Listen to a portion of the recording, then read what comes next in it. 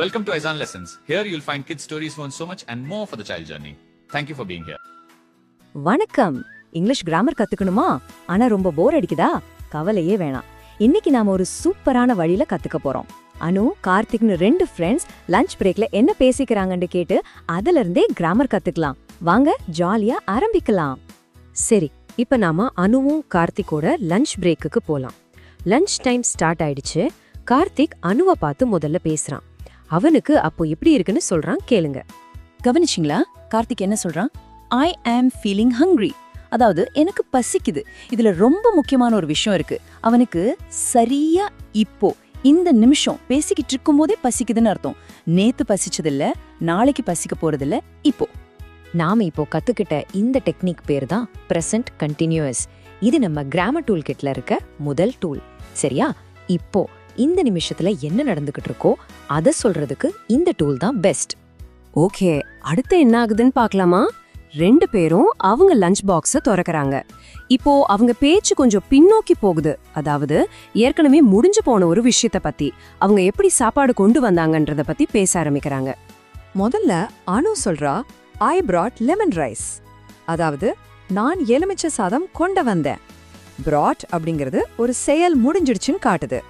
அவ காலையில கொண்டு வந்தா, அந்த வேலை முடிஞ்சிடுச்சு. சிம்பிள். ஆனா அதுக்கு கார்த்தி என்ன சொல்றான் பாருங்க. I have brought curd rice. நான் தயிர் சாதம் கொண்டு வந்திருக்கிறேன்னு சொல்றான். brought-க்கும் have brought-க்கும் என்ன வித்தியாசம்? கேட்கவே கொஞ்சம் வேற மாதிரி இருக்குல்ல? ஆமா, இதுல தான் ஒரு சின்ன ட்விஸ்ட் இருக்கு. இந்த 2 வார்த்தைக்கும் நடுவுல இருக்கிற அந்த சின்ன ஆனா ரொம்ப ரொம்ப முக்கியமான வித்தியாசத்தை தான் நாம இப்போ தோண்டி துருவி பார்க்க போறோம். ரெடியா? இங்க பாருங்க, இது ரொம்ப சிம்பிள். brought அப்படிங்கிறது சிம்பிள் பாஸ்ட், அதாவது அந்த கதை முடிஞ்சிடுச்சு, அவ்வளோதான். ஆனா have brought அப்படிங்கிறது present perfect, அதாவது அந்த பழைய கதைக்கு இப்போ ஒரு கனெக்ஷன் இருக்கு. கார்த்திக் have broughtனு சொன்னா நான் கொண்டு வந்தேன், அதனால அதோ பாருங்க தயிர் சாதம் இப்போ என் முன்னாடி இருக்கு அப்படின்னு அர்த்தம். அந்த செயல் இப்போதைய நிலைய பாதிக்குது. புரியுதா? சரி, சாப்பாடு எல்லாம் டேபிள் மேல வந்தாச்சு. அடுத்து என்ன? ஷேரிங் தான். இப்போ நாம ஒருத்தர்கிட்ட இருந்து ஏதாவது வேணும்னா அதை எப்படி ரொம்ப மரியாதையா பொலைட்டா கேக்குறதுன்னு கத்துக்க போறோம். அனு எப்படி கேக்குறான்னு பாருங்க. Can I taste your lunch?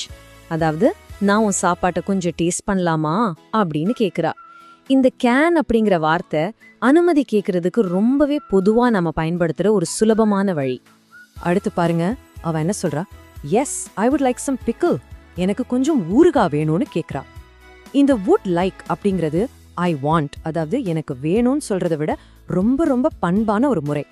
அப்போ அடுத்த தடவை நீங்க யாருக்கிட்டயாவது ஏதாவது கேட்கணும்னா இந்த சிம்பிள் ரெசிபியை ஃபாலோ பண்ணுங்க. ஸ்டெப் 1 கேன் இல்லனா வுட் லைக் மாதிரி ஒரு பொலைட்டான வார்த்தையை யூஸ் பண்ணுங்க. ஸ்டெப் 2 உங்க கேள்வியை தெளிவா கேளுங்க. ஸ்டெப் 3 அப்புறம் என்ன, ஃப்ரெண்ட்ஸ் கூட ஷேர் பண்ணி சாப்பிடுங்க. சரி, இப்படியே பேசிட்டே சாப்பிடும்போது அவங்க டாபிக் மாறுது. இப்போ உங்க தினமும் செய்யற பழக்க வழக்கங்கள், அதாவது ருட்டீன்ஸ் பத்தி பேச ஆரம்பிக்கிறாங்க. இதுக்கு நம்ம கிராமர் டூல் கிட்ல இருந்து வேறொரு டூலை எடுக்கணும். கார்த்திக் கேக்குறான், do you eat vegetables everyday? அதுக்கு அனு சொல்றா, yes, I eat vegetables everyday. இங்க ஈட் அப்படிங்கிற வார்த்தையை அவங்க எதுக்கு பயன்படுத்துறாங்க? இது அனு தினமும் திரும்ப திரும்ப செய்யற ஒரு பழக்கம், ஒரு ஹேபிட். அதோட கார்த்திக் சொல்றான், because it keeps as strong and healthy. காய்கறிகள் சாப்பிடுறது நம்ம ஆரோக்கியமா வைக்கும். இது ஒரு பொதுவான உண்மை இல்லையா? இந்த மாதிரி ஹேபிட்ஸ் அப்புறம் உண்மைகளை சொல்றதுக்கு நாம பயன்படுத்துற டூல் பேரு தான் சிம்பிள் பிரசன்ட். நம்மளோட டெய்லி ருட்டீன், நம்ம பழக்க வழக்கங்கள், அப்புறம் சூரியன் கிழக்கு உதிக்குங்கிற மாதிரி பொதுவான உண்மைகள், இதெல்லாத்தையும் சொல்ல இந்த சிம்பிள் பிரசன்ட் ரொம்பவே யூஸ்ஃபுல்லா இருக்கும். ஆடடா, பாருங்க லஞ்ச் பிரேக் முடிகிற டைம் வந்துருச்சு. சரி, கிளாஸ்க்கு போறதுக்கு முன்னாடி நம்ம இன்னைக்கு நம்ம டூல் கிட்ல சேர்த்த எல்லா கிராமர் டூல்ஸையும் ஒரு தடவை வேகமா ரிவைஸ் பண்ணிடலாமா? கேட்டிங்களா? பெல் அடிக்குது. The bell is ringing. அதாவது சரியா இப்போ இந்த நிமிஷம் பெல் அடிச்சுக்கிட்டு இருக்கு. பாத்தீங்களா? நாம எங்க ஆரம்பிச்சோமோ அதே பிரசன்ட் கண்டினியூஸ்க்கு திரும்ப வந்துட்டோம். அப்போ இன்னைக்கு நம்ம லஞ்ச் பிரேக்ல கத்துக்கிட்ட கிராமர் டூல்ஸ் ஏதோ இப்போ நடந்துட்டு இருக்கிற விஷயத்துக்கு பிரசன்ட் கண்டினியூஸ், முடிஞ்சு போன விஷயத்துக்கு சிம்பிள் பாஸ்ட், முடிஞ்சாலும் இப்போ ஒரு கனெக்ஷன் இருந்தா பிரசன்ட் பர்ஃபெக்ட், மரியாதையா கேட்கறதுக்கு கேன், வுட் லைக் மாதிரி மாடல் வெர்ப்ஸ், அப்புறம் தினமும் செய்யற பழக்கங்களுக்கு சிம்பிள் பிரசன்ட். இந்த 5 டூல்ஸையும் வச்சு நீங்க சூப்பரா பேசலாம். சரி, இப்போ உங்களுக்கான ஒரு சின்ன வேலை. நீங்க தான் இனி கிராமர் டிடெக்டிவ். உங்க ஃப்ரெண்ட்ஸ் வீட்ல இருக்கிறவங்க பேசும்போது கொஞ்சம் கவனிச்சு கேளுங்க. அவங்க என்ன கிராமர் டூல்ஸ் பயன்படுத்துறாங்கன்னு உங்களால கண்டுபிடிக்க முடியுதான்னு பாருங்க. என்ன முயற்சி பண்ணலாமா?